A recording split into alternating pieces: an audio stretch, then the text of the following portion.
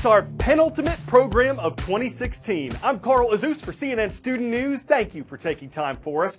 First up this Thursday, the nation of Turkey. It's often characterized as a bridge between East and West, or Asia and Europe.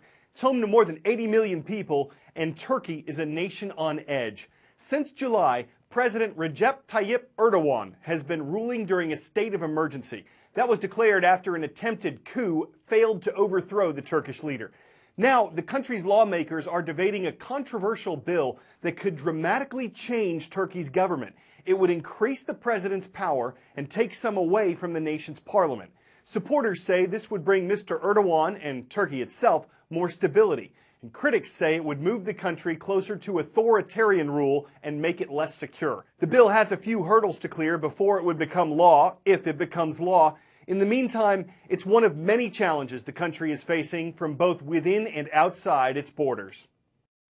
Another attack in a bloody year for Turkey, a complex situation where the president survived a failed military coup attempt in July. Here are the basics. The first thing is that Turkey shares a 500-mile border with Syria, not exactly the most secure border in the world.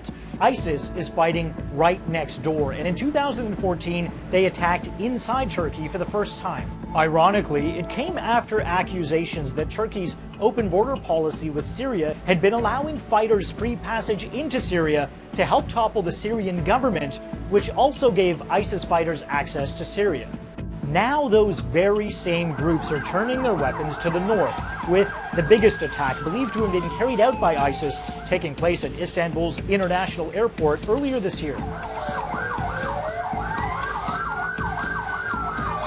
Then there's the Kurdish separatists. The Kurds are an ethnic group. They straddle Syria, Iran, Iraq, and parts of Turkey. Some Kurdish militias backed by the United States are fighting against ISIS in Syria, but Turkey considers them terrorists and has carried out some airstrikes against them. Some Kurdish militia attacks have been in retaliation for that. The attacks near a football stadium, which killed mostly police officers, were carried out by a group called the Kurdish Freedom Hawks. They're a splinter group of the PKK. That's the Kurdistan Workers' Party, a group that's officially outlawed in Turkey. The splinter group has attacked inside Turkey dozens of times. Many of their targets are security-related, places like police stations or military barracks, but they've also attacked marketplaces and tourist spots. They say they're fighting to defend Kurdish rights. The U.S. Federal Reserve has just raised its key interest rate by 1/4 percentage point. Let's explain that. The Fed is the central bank of the United States, and it can influence the U.S. economy. It wants that economy to grow, but not so fast that inflation gets out of control. That's when the prices of things go up and the dollar buys less. Americans' wages have not increased much in recent years, but analysts say there are other signs the economy is improving. The U.S. unemployment, or jobless rate, was at 4.6% last month. That's about where it was before the Great Recession hit in 2007. The government says 180,000 jobs have been created each month this year on average, though that's less than the 2 previous years. The gross domestic product increased in the third quarter of the year, and inflation rose 1.6% in October. One way the Fed can try to slow down the rise of inflation is by increasing its key interest rate, which it just did. But that affects consumers because it makes it more expensive for them to borrow money. Mortgage rates on homes will go up. Car loans will be more expensive. Credit card rates increase. On the flip side, savings accounts could start to pay a little more interest, so those are things to look out for in the months ahead. All right, next story. At an amber market in the Asian country of Myanmar, which is also known as Burma, a Chinese paleontologist recently found something amazing. The tail of what scientists say is a 99-million-year-old dinosaur. It was frozen in amber, yes, like Jurassic Park. The paleontologist said the seller might not have realized the importance of the find, but he didn't raise the price. Researchers believe it was the tail of a sparrow-sized dinosaur from a group called Coelurosaurs. And close-ups of the tail indicate the animal had feathers instead of scales. One expert says these aren't quite the Godzilla-style scaly monsters we once thought they were. Another paleontologist co-published the findings on the specimen in a scientific journal named Current Biology. He says it's the first time that part of a mummified dinosaur skeleton has been found. He calls it a once-in-a-lifetime discovery with the finest details visible and in 3 dimensions. What you're about to see now is kind of the opposite of the mannequin challenge. It has to do with kinematics, the study of motion. A technologically advanced way to document the movements of people, animals, or objects is to use motion capture cameras.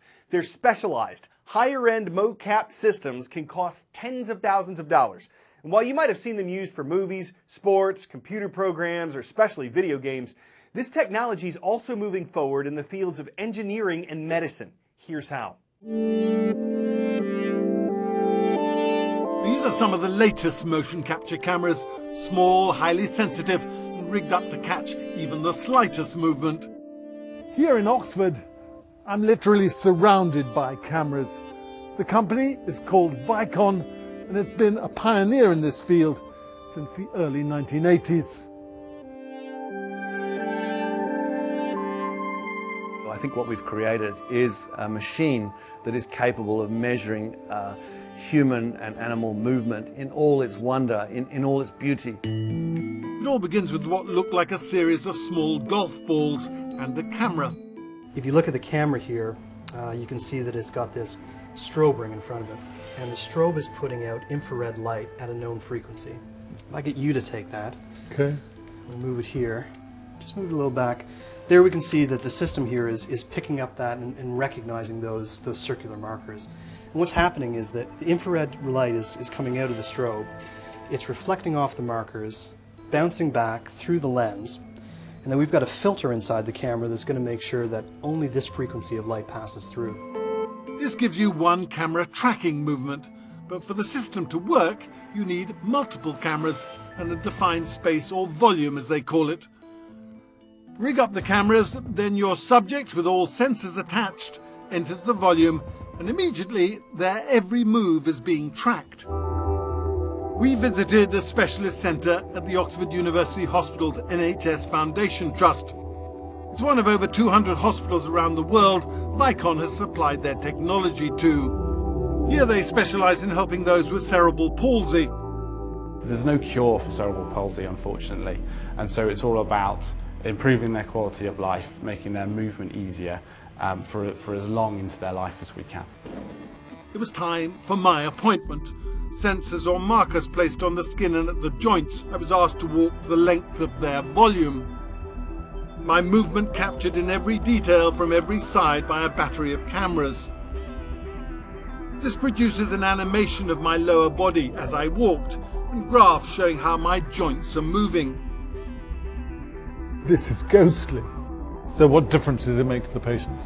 Well, it makes a huge difference because this allows us to really demystify the complexity of a movement pattern, pick out exactly the deviations which are important, and allow us to pinpoint where the underlying problems are, and from that we can use targeted treatment to help them with their mobility.